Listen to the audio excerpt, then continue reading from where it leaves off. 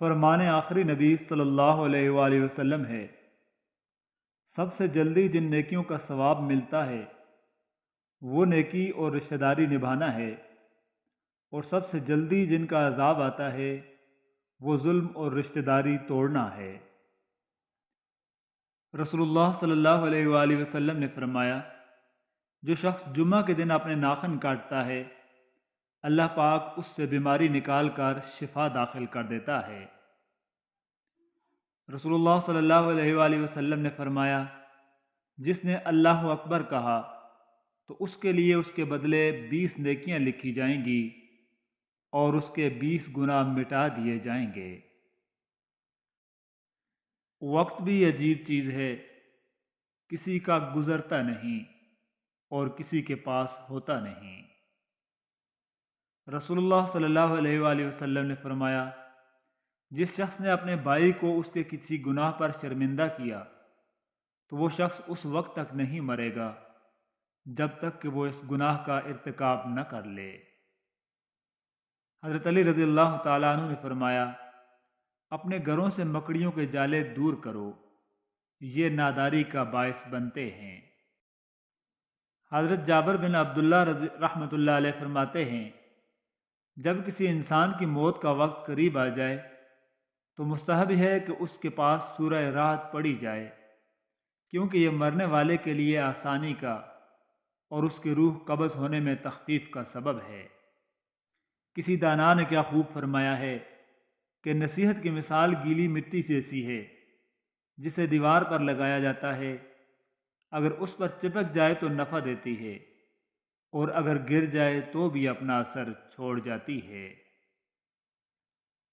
ایک عالم کا قول ہے، اے کاش مجھے معلوم ہو جائے کہ جسے علم نہیں ملا اسے کیا ملا، اور جسے علم ملا اسے کیا نہیں ملا۔ حضرت ابراہیم بن ادم رحمۃ اللہ علیہ فرماتے ہیں، دنیا میں جو نیک عمل جتنا دشوار ہوگا قیامت کے دن نیکیوں کے پلڑے میں اتنا ہی زیادہ وزندار ہوگا۔ اس شخص کے لیے خوشخبری ہے جس نے دنیا کو چھوڑ دیا اس سے پہلے کہ دنیا نے اسے چھوڑ دیا۔ رسول اللہ صلی اللہ علیہ وآلہ وسلم نے فرمایا، جس نے کسی مومن کو نقصان پہنچایا یا اس کے ساتھ فریب کیا وہ ملعون ہے۔ رسول اللہ صلی اللہ علیہ وسلم نے فرمایا، تمہارے پاس ایک ایسا مہینہ آیا ہے جس میں ایک رات ایسی بھی ہے جو 1000 مہینوں سے بہتر ہے۔ جو شخص اس رات سے محروم رہ گیا گویا تمام کی تمام بلائی سے محروم رہ گیا۔ رسول اللہ صلی اللہ علیہ وآلہ وسلم نے فرمایا، جس شخص نے اپنے بھائی کو اس کے گناہ پر شرمندہ کیا جس سے وہ توبہ کر چکا ہے تو وہ شخص اس وقت تک نہیں مرے گا جب تک کہ وہ اس گناہ کا ارتکاب نہ کر لے۔ رسول اللہ صلی اللہ علیہ وآلہ وسلم نے فرمایا، 2 آوازوں پر دنیا و آخرت میں لعنت ہے، نمبر 1 خوشی کے وقت باجوں کی آواز، نمبر 2 مصیبت کے وقت چلانے کی آواز۔ جہنم سے 7 سال کی مسافت دور، جس نے اللہ پاک کی راہ میں 1 دن کا روزہ رکھا اللہ پاک اس کے چہرے کو جہنم کے 70 سال کی مسافت سے دور کر دے گا۔ میرے رب مجھے ان میں شامل فرما جن کے راستے آپ تک آ کر ختم ہوتے ہیں، جن کی نمازیں قضا نہیں ہوتیں، آپ کے فیصلوں پر اپنے فیصلوں سے زیادہ بھروسہ ہوتا ہے، ان میں شامل فرما جن کا بڑھاپا تو آپ ہی کا ہے پر جوانی بھی آپ ہی کی رہتی ہے۔ زندگی جینے کے لیے ملی تھی، ہم نے تیری حسرت میں گزار دی۔ معجزے تو ان دعاؤں کے لیے ہوتے ہیں جو اللہ سے مانگ کر پھر کسی سے نہیں مانگتے۔ لہجوں کی کڑواہٹ ہمیشہ اکڑ نہیں ہوتی، بلکہ برداشت کی وہ حد ہے جو ٹوٹ جانے پر انسان کو طرس بنا جاتی ہے۔ انسان کے اندر بعض چیزیں کمزور ہونے کے باعث ان میں دوسری بہت سی طاقتیں پیدا ہو جاتی ہیں۔ جب تم مشکلات سے نکل کر آسانیوں میں آ جاؤ گے تو اس رب کو سجدہ ضرور کرنا جس نے تمہیں گر کے اٹھنا اور کچھ نہ ہونے سے کچھ ہونا سکھایا اور کچھ بنایا بھی۔ کھونے کے بعد ہی پتہ چلتا ہے کہ کتنا قیمتی تھا جو چلا گیا، وہ وقت ہو، انسان ہو یا کوئی رشتہ۔ رسول اللہ صلی اللہ علیہ وآلہ وسلم نے فرمایا، اعتکاف کرنے والا گناہوں سے بچا رہتا ہے اور اس کے لیے تمام نیکیاں لکھی جاتی ہیں جیسے ان کے کرنے والے کے لیے ہوتی ہیں۔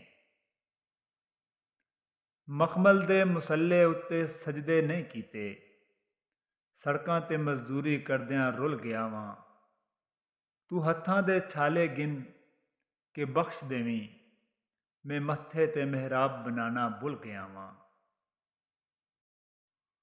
دوسروں کو نصیحت کے پھول دیتے وقت خود ان کی خوشبو لینا نہ بھولیں۔ توقعات ایک حد تک رکھو، ورنہ امید ٹوٹنے پر وجود ریزہ ریزہ ہو جاتا ہے۔ برائی دیکھ کر خاموش رہنا بھی جرم ہے۔ رسول اللہ صلی اللہ علیہ وآلہ وسلم نے فرمایا، جس قوم میں گناہ کے کام کیے جاتے ہوں، پھر وہ اسے روکنے پر قادر ہو اور نہ روکے، تو قریب ہے کہ اللہ ان سب کو عذاب میں گرفتار کر لے۔ تم پر نفسیاتی حملہ تمہارے اپنے ہی کریں گے، غیروں کو کیا معلوم کہ دل کی دیواریں کہاں سے کمزور ہوتی ہیں۔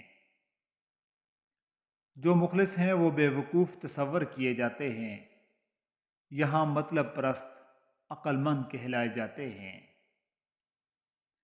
آسانی کا انتظار کرنا عبادت ہے، کیونکہ آزمائش ہمیشہ نہیں رہتی۔ محبت کے علاوہ بھی لوگ ملتے ہیں، عادتاً، رسماً، تکلیفاً اور ضرورتاً۔ قرآن شفا ہے۔ غم زخم ہوتے ہیں، لوگوں کی باتیں زخم ہوتی ہیں، محرومیاں زخم ہوتی ہیں، گناہ زخم ہوتے ہیں، مایوسی زخم ہوتی ہے۔ ان سب زخموں کو شفا دیتا ہے قرآن پاک۔ یہ اللہ کا کلام ہے، کوئی معمولی چیز نہیں۔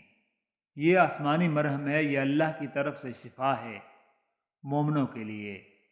اس کو چھوڑ کر کہاں سے شفا ملے گی؟ کہاں سے سکون ملے گا؟ اگر اس کو ہم تھام لیں گے تو اللہ ہمیں تھام لے گا۔ جو اللہ کو دنیا سے پہلے رکھتا ہے، اللہ بھی پھر اسے دنیا سے پہلے رکھتا ہے۔ اللہ کو محبت کا مرکز بنا لو، پھر دیکھو کیسے ساری محبتیں بھاگ کر تم تک پہنچ جائیں گی۔ اللہ ہی محبت کا پہلا اور آخری حقدار ہے، بیچ کی ساری محبتیں تو بس چند لمحوں کی کہانی ہے۔ یا اللہ، اس رمضان میں ہمارے ان تمام گناہوں کو معاف فرما دے جو ہم نے جان بوجھ کر کیے، اور وہ بھی جو ہم نے انجانے میں کیے۔ آمین یا رب العالمین۔